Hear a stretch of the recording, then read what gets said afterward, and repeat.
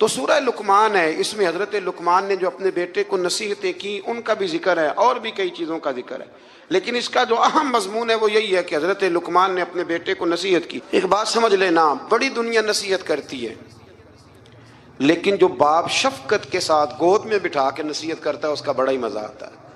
ہم بھی نصیحتیں کرتے ہیں گھر میں، پر کسی سے جھگڑا ہو جائے نا باہر، یا دیہڑی صحیح نہ لگے، یا کاروبار پہ چھٹی ہو جائے، تو پھر ہمیں لیکچر یاد آتا ہے، وہ پھر گھر آ کے بڑے بوڑھے وہ سارا لیکچر گھر میں دیتے ہیں، اللہ ماشاء اللہ، وہ میری طرح کسی اور کے ستائے ہوئے، جانے کس عمر میں جائے گی یہ عادت میری، روٹنا اس سے تو اوروں سے الجھتے پھرنا، یعنی بات کوئی اور ہے، اور گھر آ کے وہ تم نماز نہیں پڑھتے بچے میرے اس لیے ساری بے برکتی ہے۔ باپ بیگم صاحبہ آپ چونکہ نماز نہیں پڑھتی، ساری تباہی سی ہوتی ہے، تباہی بچے نماز نہ پڑھیں تو، گھر والی نماز نہ پڑھے تو بے برکتی ہوتی ہے، پر اب آپ کا موڈ بن گیا تھا تو آپ نے لیکچر دیا، تو اس طرح تھوڑی بچے نماز پڑھیں گے۔ بچے تو اس طرح نماز پڑھتے ہیں کہ آپ شفقت کی گود میں انہیں بٹھا لیں، پھر ان کا ماتھا چومیں اور کہ پتر تو ایک رکعت پڑھے گا نا تو تیرے باپ کا قد اللہ 1 فٹ بلند کرے گا قیامت میں، عزت کا قد اونچا ہوگا، عزت کا۔ اس طرح جب کوئی نصیحت کرتا ہے نا اپنے بچے کو، اس طرح جب کوئی نصیحت کرتا ہے تو باتیں رہ جاتی ہیں، طبیعت میں رہ جاتی ہیں، مزاج میں۔ تو یاد رکھیں کہ ماں باپ نصیحت کریں، ضرور کریں، جتنی ماں باپ کی نصیحت اثر کرتی ہے باہر والوں کی نہیں کرتی۔ اور بچوں سے میری گزارش ہے کہ ماں باپ کی نصیحت سنیں۔ باہر والے نا، باہر والے تو آپ کو نصیحت کریں گے، کہہ کے گزر جائیں گے، باپ نصیحت نہیں کرتا، باپ تو آپ سے اپنا درد دل بیان کرتا ہے، اور اتنی تڑپ کسی میں نہیں ہوتی کہ آپ بچ جائیں جتنی آپ کے ماں باپ میں ہوتی۔ ان کی دھیان لگا کے بات سنیں، ان کی طرف توجہ کریں۔ کسی نے بادشاہ سے کہا تھا کہ مزہ کب آیا تمہیں، تم بڑے بادشاہ رہے، بڑے خزانوں کے، مزہ کب آیا؟ کہنے لگا مزہ تب آیا کہ جب میں پہلے کل کسی زمانے میں، بعد میں وزیر اعظم بنا، جب میں نوکری کرتا تھا تو میں پیسے لا کے اپنی اماں کو دیتا تھا، تو پھر میں سویرے جب اماں سے کہتا تھا نا اماں ذرا کرایہ دینا، تو کہتے تھے کہ وہ خزانے کا مالک ہونے کا اتنا مزہ نہیں آیا جتنا اماں وہ اپنی گتھلی سے پیسے نکالتی تھی اور پھر 2-3 دفعہ چیک کرتی تھی کہ نوٹ ساتھ جڑا ہوا تو نہیں، پھر وہ دیتی تھی۔ تو کہتے ہیں کہ میرے ابا جی پاس کھڑے ہوتے تھے تو وہ کہتے تھے نہ ایڈا دھیان کر دے، منڈے نو دیر پہ ہی ہوندی ہے۔ تو اماں کہتی تھی نہیں، میرے پتر دی محنت دی کمائی ہے، اس کی مشقت کی کمائی ہے، میں تو یہ بادشاہی ہے اگر آپ کے پاس ماں باپ ہے، یہ آپ کے پاس حسن ہے، یہ وقار ہے۔ ان کے پاس بیٹھیں، ابا ان پڑھ بھی ہو نا، باپ ان پڑھ بھی ہو تو یونیورسٹی کا درجہ رکھتا ہے۔ آج تک کسی کائنات میں نہ آکسفورڈ نے ایسا کوئی نصاب بنایا ہے، نہ پنجاب یونیورسٹی نے، نہ کراچی یونیورسٹی نے، جو نصاب اللہ ماں کی ممتا کو دے کے دنیا میں بھیجتا ہے، وہ بنا ہی نہیں نصاب کہیں۔ کان لگا کے نصیحت سنو ماں باپ کی، وہ کیا کہتے ہیں۔ تو حضرت لقمان اپنے بیٹے کو نصیحت کرتے ہیں۔ پہلی بات انہوں نے یہ کی کہ بیٹا کبھی شرک نہ کرنا، اور دوسری بات یہ کی اپنے بیٹے کو کہ اللہ اور ماں باپ کا شکر گزار ہونا، پھر فرمایا والدین کے ساتھ نیکی کا برتاؤ کرنا۔ اس مقام پر پھر قرآن نے اولاد کے لیے ماں باپ کی مشقتوں کا ذکر بھی فرمایا، اور یہ بھی فرمایا کہ اگر خدا نہ خواستہ کسی کے ماں باپ مشرک ہوں تو ان کے دباؤ میں شرک میں مبتلا نہ ہو، لیکن اس کے باوجود دنیاوی امور میں ماں باپ کے ساتھ بدستور نیکی کا برتاؤ کرے۔ اور پھر فرمایا پابندی سے نماز قائم کرنا، پھر فرمایا نیکی کا حکم دینا اور برائی سے، بیٹا نیکی کا صحیح بات کریں اپنے دل سے۔ کبھی ہم نے بچوں کو کہا ہے کہ نیکی کا حکم دینا، بیٹے اچھا سا کاروبار کر، کوئی تگڑے سے پیسے کم، نیکی کا حکم دینا اور برائی سے، یہ باپ کہہ رہا ہے اپنے بیٹے کو، بیٹا یہ تو نے ڈیوٹی کرنی ہے۔ اور پھر ارشاد فرمایا کہ پابندی سے نماز قائم کرنا، نیکی کا حکم دینا، برائی سے منع کرنا، لوگوں کے ساتھ تکبر سے پیش نہ آنا، زمین پہ اکڑ کے نہیں بلکہ عاجزی کے ساتھ چلنا۔ لیکن اگر ابا جی اپنے بچے کو بتائیں تو انہوں نے بال نہ کھیڑتا تھا پیالہ تو جٹا نہ منڈا ہے، اللہ ماشاءاللہ، اگر ابا جی یہ سبق پڑھائیں تو تکبر کا درس آیا کہ یہاں عاجزی کا درس آیا؟ اس کو کہنا چاہیے تھا بیٹا یہ تو اللہ کی تقسیم ہے، پر مخلوق ساری رب کی ہے۔ کہا بیٹے کبھی تکبر نہ کرنا، چال اور گفتار میں تواضع اختیار کرنا۔ یہ حضرت لقمان نے اپنے بیٹے کو نصیحت اس میں کہیں فرمایا کہ ذرا دھیان سے رزق کمانا، کہا کہیں توجہ سے افسر بن جانا، یہ کہا ہے بچہ انسان بن جائے نا تو ساری افسریاں اس کے قدموں میں آ جاتی، اور اگر وہ انسان نہ بنے پھر وہ افسر بھی بن جائے تو لوگ تکلیف میں ہوتے ہیں، مزدور بھی ہو تو لوگ تکلیف میں ہوتے ہیں، اس کے بیوی بچے بھی۔ اللہ کرے کہ ہم انہیں انسان بنانے میں کامیاب ہو جائیں۔ تھوڑا اور مختصر کرتا ہوں، آگے سورہ سجدہ شروع ہو جاتی ہے، اس کی آیت نمبر 7 سے انسان کے مٹی سے پیدائش اور نسل انسانی کے لیے جوہر حیات، نفع، روح، کان، آنکھ اور دل جیسی نعمتوں کا اللہ نے ذکر فرمایا ہے۔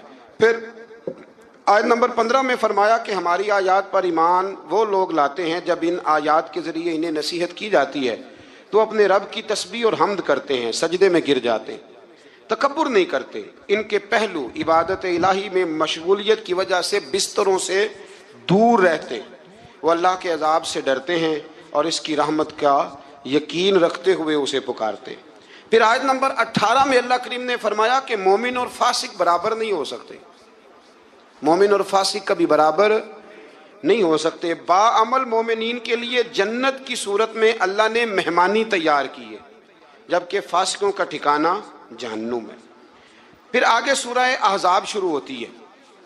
سورہ احزاب، اس سورہ مبارکہ کی آیت نمبر 4 میں اللہ تعالیٰ نے فرمایا کہ میں نے کسی انسان کے پہلو میں 2 دل نہیں بنائے، دل ایک ہے، آنکھیں کتنی ہیں، کان کتنے، پیر کتنے، 2، ہونٹ کتنے، لیکن اللہ فرماتے ہیں دل میں نے، یہ نہیں ہو سکتا کہ ایک دل میں تم مجھے رکھ لو، ایک میں میرے دشمن کو رکھ لو، یہ نہیں ہو سکتا کہ ایک دل میں اسلام ہو دوسرے میں کفر ہو، یہ نہیں ہو سکتا کہ ایک دل میں میرا محبوب ہو اور دوسرے میں تم نے کسی دنیا دار کو بٹھایا ہو، دل ایک ہے تو محبوب بھی ایک ہی ہونا چاہیے۔ وہ الگ بات ہے کہ کبھی کبھی کسی شاعر نے یہ شکوہ کیا ہے، وہ بھی شکوہ نہیں، اس نے اپنی بات کی، ہم اپنے لفظوں میں لیتے ہیں نا، یوں سمجھ لیں کہ کسی نے کہا کہ میں حضور سے محبت کرتا تھا تو مجھے تڑپ لگ گئی تو تڑپ کا مزہ بڑا آیا۔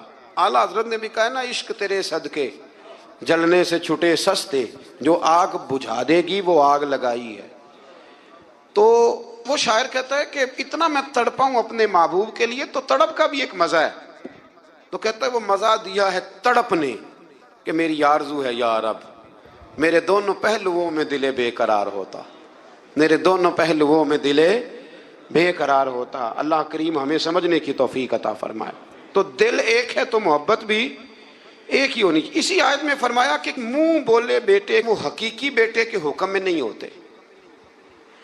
نبی کریم علیہ السلام نے حضرت زید بن حارثہ کی پرورش کی تھی تو کچھ لوگوں نے زید بن محمد کہنا شروع کر دیا، فرمایا نام بھائی زید بن حارثہ ہی کہو، زید بن محمد نہیں کہہ سکتے۔ تو منہ بولا بیٹا حقیقی وارث نہیں ہوتا، یہ اللہ نے قانون بنا دیا ہے۔ تو اس لیے یہ جو بچہ آپ اڈاپٹ کرتے ہیں لیتے ہیں تو اس کی ولدیت اصل لکھوایا کریں، اپنی نہ لکھوایا کریں۔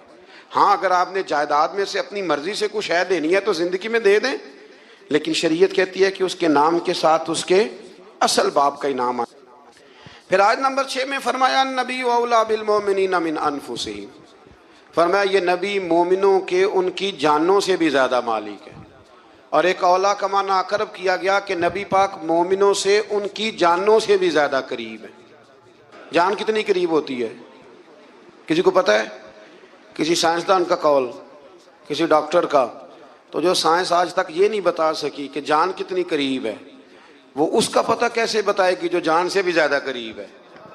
فرمایا محبوب جانوں سے بھی تمہارے زیادہ قریب ہے۔ اور اس کے ساتھ ہی فرمایا کہ جو نبی پاک علیہ الصلوۃ والسلام کی ازواج ہیں وہ مومنوں کی مائیں ہیں۔ آیت نمبر 7 میں انبیاء کرام کے فرائض رسالت کے متعلق لیے گئے وعدے کا ذکر ہے۔ پھر آیت نمبر 8 سے غزوہ خندق، جس کو غزوہ احزاب قرآن مجید نے کہا، اس غزوے کا بھی ذکر ہے۔ غالباً آیت نمبر 8 سے لے کر کوئی 20 آیت تک اس غزوے کا مختلف انداز میں سورہ احزاب کے اندر اللہ کریم نے 21ویں پارے میں ذکر فرمایا۔ کچھ یہودی بڑی بدعہدی کرتے تھے تو حضور نے انہیں وہاں سے نکال دیا تو وہ خیبر میں جا کے آباد ہو گئے۔ انہوں نے شرارت کی، مکے گئے اور مکے والوں کو تیار کیا کہ اس وقت بدر میں تم مسلمان تم سے جیت گئے تھے تو دیکھا نہیں تم نے، احد میں پھر تم جیت گئے معاذ اللہ، تو آؤ حملہ کرو ہم تمہاری مدد کریں گے۔ ابو سفیان کو تیار کیا اور کئی لوگوں کو تیار کیا، اور پھر بنو غطفان ایک قبیلہ تھا، اس کو بھی ساتھ ملایا، کچھ اور قبیلوں کو ساتھ ملایا، تو تقریباً 10-12 ہزار کا لشکر لے کر انہوں نے مدینے پہ حملہ کیا، تیاری کی۔ نبی کریم علیہ السلام نے صحابہ کو مشورے کے لیے بلایا، بھائی خبر ملی ہے وہ تو آ رہے ہیں 10,000 کا لشکر لے کے، کیا کرنا ہے؟ سارے لوگ میٹنگ میں بیٹھے تو حضرت سلمان فارسی نے مشورہ دیا، عرض کی حضور ہمارے علاقوں کے اندر جب اس طرح کا ماحول ہوتا تھا تو خندق کھودی جاتی، ایک چوڑی خندق جس کو دشمن پھلانگ نہ سکے، اس میں آگ جلائی جاتی، گھوڑا کتنی کچھ چھلانگ لگا لے گا۔ مدینے کے 3 طرف ویسے ہی کہیں باغات ہیں، کہیں بڑی آبادی ہے گنجان آباد، کہیں پہاڑ ہیں، تو جو حصہ خالی ہے جہاں سے خطرہ ہے وہاں خندق کھود دیتے ہیں۔ نبی کریم نے فرمایا تمہاری بات مجھے بڑی پسند آئی ہے۔ آج کل بھی ویسے بڑے چھوٹوں سے مشورہ کرتے ہیں کہ نہیں؟ سوال ہی نہیں پیدا ہوتا۔ اور چلو میں بھی ایک بات کہہ ہی دیتا ہوں، اگر کئی دفعہ بندہ شاگردوں مریدوں سے مشورہ کر لے تو چوڑ بھی بڑے ہو جاتے ہیں، یہ بھی مسئلہ ہے۔ آپ مشورہ لے لینا، تو مشورہ تو آج کل ویسے بھی کوئی نہیں دیتا، جو بھی دیتا حکم ہی دیتا ہے، یعنی اگر آپ نے بات مان لی تو ٹھیک ہے، نہ مانی تو بندہ ناراض ہے۔ تو میں کہتا ہوں آپ نے مشورہ دیا تھا کہ حکم دیا تھا؟ اگر تو حکم دیا تھا تو پھر چلو گستاخی ہو گئی، اگر مشورہ تھا تو مشورہ رکھا بھی جا سکتا ہے اور رد بھی کیا جا۔ اب بہت کبار صحابہ نے یہ کہا کہ باہر جا کے جنگ لڑیں گے، اندر رہیں گے تو بزدل سمجھیں گے، لیکن حضور نے فرمایا نہیں، سلمان فارسی بات ٹھیک کرتا ہے۔ اب باقی ناراض ہو گئے، باک آؤٹ کر گئے، کسی نے شکوہ کیا بعد میں۔ مزاج کو سمجھے، اسلام کے مزاج کو سمجھے۔ میں جمعے میں بھی کہہ رہا تھا ہماری سب سے زیادہ لڑائیاں پتہ کیا ہیں؟ انہاں میں نے پوچھیا ہی نہیں، اس سب سے بڑی لمبی چوڑی لڑائی اس کا نام ہے نانا جی بگڑ گئے، دادا جی بگڑ گئے، ابا جی بگڑ گئے، اور موٹی بات کیا ہے؟ انہاں سانو پوچھا نہیں، با مرضی کر لی۔ یہ سب سے بڑی، آپ ٹٹول کے لیں پیچھے سے تو یہ جملہ برآمد ہو جاتا ہے۔ اب اس کا کیا حل کیا جائے؟ اور اس کی توبہ بھی کوئی نہیں، اللہ معاف کرے، یعنی معافی بھی نہیں ملتی اس فکرے کی۔ تو حضرت سلمان فارسی کے کہنے پر حضور نے نا خندق کھودنے کا ارادہ فرمایا۔ 40 گز خندق کھودیں گے، 10 بندے مل کے، 10 آدمیوں کو کہا 40 گز خندق کھودنی ہے، اور یہ 5 گز گہری ہونی چاہیے۔ اب خندق کھودنے لگے، اور اتنی زیادہ قحط کا زمانہ تھا کہ صحابہ نے پیٹ پہ پتھر باندھ کے خندق کھودی، اور وہ بڑی مشہور روایت ہے کہ ایک چٹان نہیں ٹوٹتی تھی تو نبی پاک نے پھر آ کے 3 ضربیں لگائیں، اور ہر دفعہ فرمایا لو بھئی ملک شام کی کنجیاں بھی اللہ نے مجھے دے دی ہیں، یمن کی بھی دے دی ہیں، ایران کی بھی دے دی ہیں۔ اب وہ خندق کھود لی، کافر آ گئے 10-12 ہزار کا لشکر لے کے۔ ان کا تو خیال تھا کہ نہ کوئی تیاری نہ پروگرام، اور اتنے تو بندے نہیں مدینے میں، 10,000 آدمی کہاں سے آئے گا مقابلہ کرنے۔ لیکن جب خندق دیکھی تو حیران ہو گئے۔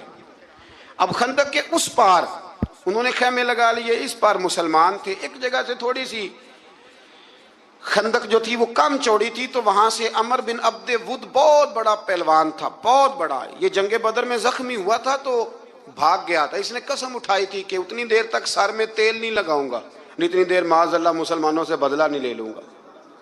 تو یہ آیا اس دن، جب میدان کے اندر آیا نا، چھلانگ لگائی گھوڑے کو اس نے کسی طریقے سے، تو گھوڑا اس کا ایک جگہ سے کم چوڑی تھی وہاں سے کراس کر گیا، اٹھا، اور اس کے بارے میں مشہور تھا کہ 1000 آدمی کا مقابلہ کرتا ہے۔ گھوڑے کی چھلانگ لگائی، گرا، گھوڑا بھی گرا، یہ بھی گرا، پھر اٹھا، تو اٹھ کے کہنے لگا ہے کوئی میرے مقابلے میں تو سامنے آئے۔ اس نے پہلا اعلان کیا تو مولا علی شیر خدا اٹھ کے کھڑے ہو گئے، فرمایا میں کرتا ہوں۔ حضور نے فرمایا علی ٹھہر جا، یہ عمر بن عبد ود ہے، 1000 کے مقابلے میں لڑتا ہے۔ عرض کی حضور میں بھی تو اسد اللہ ہوں نا، لڑتا ہے تو پھر کیا ہوا، دیواریں ہلتی رہتی ہیں اور در کانپ جاتا ہے، علی کا نام سن کے اب بھی خیبر کانپ جاتا ہے، مجھے جانے دے۔ جب تیسری دفعہ وہ پکارا تو حضرت علی کہنے لگے حضور بس کریں، اب تو حد ہو گئی، میں ضرور جاؤں گا۔ حضور نے اپنے دست مبارک سے ذوالفقار حیدری عطا فرمایا۔ حضرت مولا علی شیر خدا یوں نکلے وہاں سے کہ جیسے شیر کچھار سے نکلتا ہے، اور جب آئے نا سامنے تو کہنے لگا تیرا کیا نام ہے؟ آپ فرمانے لگے علی ابن ابی طالب ابن عبد المطلب، یہ میرا نام ہے۔ کہنے لگا میں نہیں تجھ سے لڑتا، تیرا باپ میرے باپ کا دوست تھا۔ حضرت علی فرمانے لگے بہانے نہ کر، علی کا نام سن کے بہانے کرتا ہے، تیرا باپ میرے باپ کا دوست تھا، اس کا کیا مطلب ہے؟ فرمایا میرا دوست بھائی وہی ہے جو محمد عربی کا دوست ہے، میدان میں آ مقابلہ کر۔